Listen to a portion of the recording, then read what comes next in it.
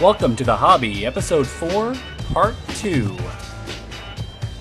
Well, I tell you, there's a lot of diversity out there, and as far as the size of the models, and something else we could talk about is how those different size models fit onto the gaming surface.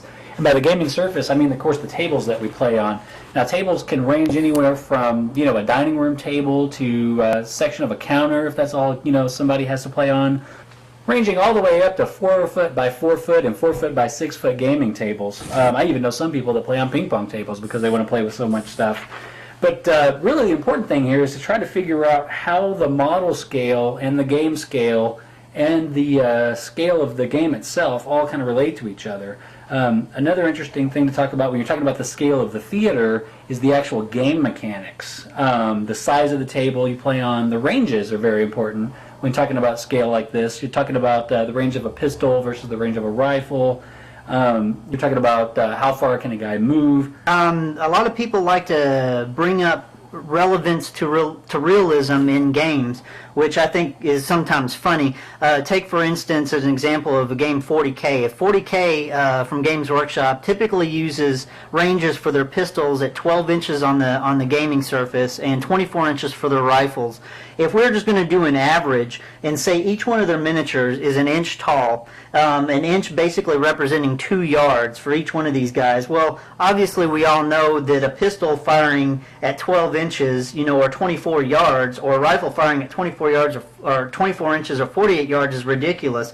To have any kind of realism to the game, if you're taking that same rifle scale, most rifles have an effective range of 500 yards. You'd have to play on a 21-foot long table just to get a realistic view of how a rifle would work. Which brings into discussion a key buzzword when it comes to game design, and that's scale of play or interactivity of the different scales. What you want to do is you want to shrink the action down to the surface that you have available to play on, a realistic gaming area, I guess we would say. Right. And so, while yes, necessarily, a 6 to 12 inch range on a pistol compared to a 2-inch tall guy may not seem realistic, but when you start talking about these ranges in the context of how they relate to each other and how they relate to the theater that you're playing in, that being the game table, I think all that really matters is that they relate to each other well, that they make for an interesting game.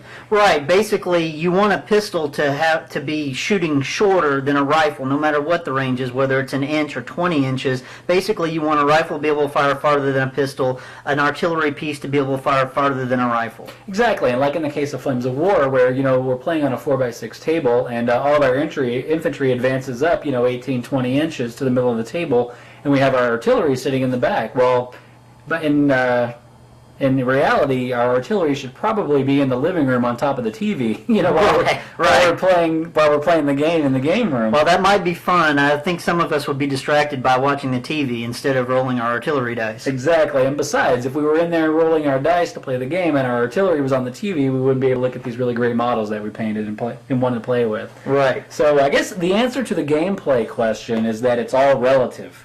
I don't think it's so much important that there's a defined scale as long as all of these elements in the game relate to each other. Which kind of brings us to, I guess, the end result of this whole discussion in that what's the best scale? I think the best scale is a scale that's right for you. I think there are a lot of different things that you got to consider when you're talking about scale that's right for you. How much time do you have to play the game? What size table do you have to play? What size miniatures do you like to look at and, more importantly, paint? And how much monetary investment do you have to put into this game? A lot of attraction to games like Blood Bowl, Mordheim, Mech Warrior is that for $40 to $50 you can get everything that you need to get started in playing, whereas a game like Fantasy 40K or Flames of War, you may need $150 to $250 to get up and running. Right, yeah, the economy of scale, I guess, is something we could do a whole other episode on. But yeah, just to kind of touch on some of those factors in picking the right scale, I think it's important to realize, also, what kind of command and what kind of, size of a force do you want to play with? I mean, do you want to, work out the detail and the minutiae of playing, on a almost character by character, model by model basis in a skirmish level game? Or, do you want to blow it up to like that 28 millimeter size where you're playing with, forces like what you say, squad or battalion or platoon level, I guess. Now me, I like blowing it up even bigger and playing kind of like that Flames of War scale, you know, where you have multiple companies going at it, and you have like a really diverse selection of troop types, all that you're coordinating at the same time. Finding the right game system can definitely be a challenge. What you got to realize is that all these games can be fun, and you can enjoy playing with only 10 miniatures just as much as you can enjoy playing with 60 miniatures. It's just basically all what you find enjoyable in a game. Keeping in mind that these games are intended to be simulations, not recreations. Right, that's a good point. And I also would really want to point out what I call painting stamina, which is one of the biggest factors that I have in choosing what game. You know, I have a certain level of quality that I like my models to look at. Now, I'm not saying, or look like, I should say, and obviously I'm not the best painter in the world, so for me to be able to do what I want to do with a 28mm model or greater is really challenging for me, because I can just never seem to get them to look as good as I want them to look.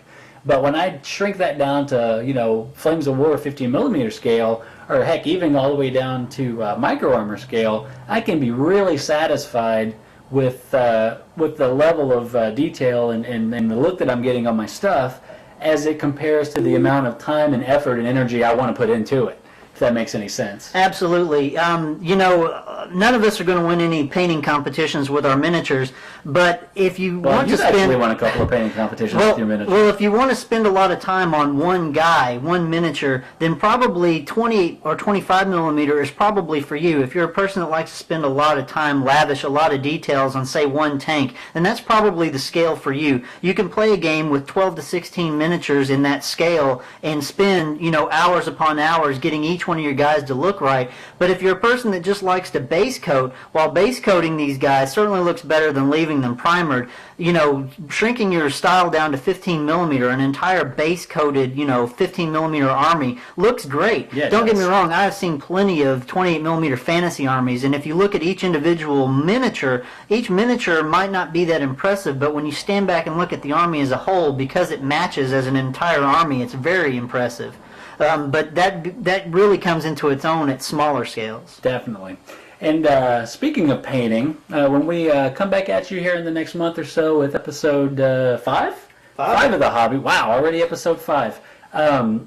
Be on the lookout for a really interesting painting clinic. I know, James, you've been working on some stuff to kind of talk about. Right, absolutely. For all of you guys that are still trying to get in your British paratroopers from Flames of War, I'm going to do a step-by-step on how I painted my 15mm British paras, but these techniques, even if you're not printing British paras, you might find something that's useful or interesting. And for those of you who aren't as prolific or as skilled or plan your armies out as well as someone like James, if you're more like me and you just buy some paint and some models and a spray can and go crazy, I'll kind of interject my points of view as we're talking about it and how I would do something, you know, probably a little bit quicker and a little bit nastier, but just as playable as an end result. So with that, we hope you join us for episode 5. We hope you've enjoyed this discussion of scale, and we will see you later. Just so you know, as always, you can email us with any comments or questions at thehobbypodcast@yahoo.com. Thanks a lot, and happy gaming.